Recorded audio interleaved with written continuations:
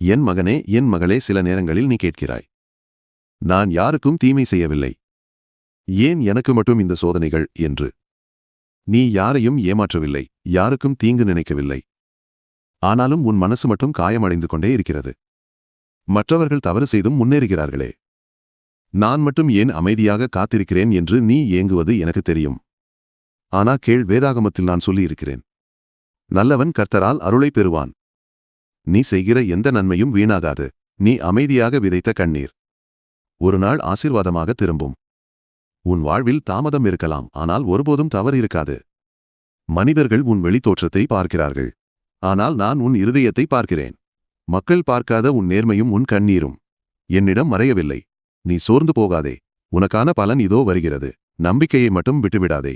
என் வார்த்தையில் உனக்கு நம்பிக்கை இருந்தால் என் அன்பையும் என் மகிமையையும் மற்றவர்களும் அறியச் செய். என்ற செய்தி உன்னை தொட்டிருந்த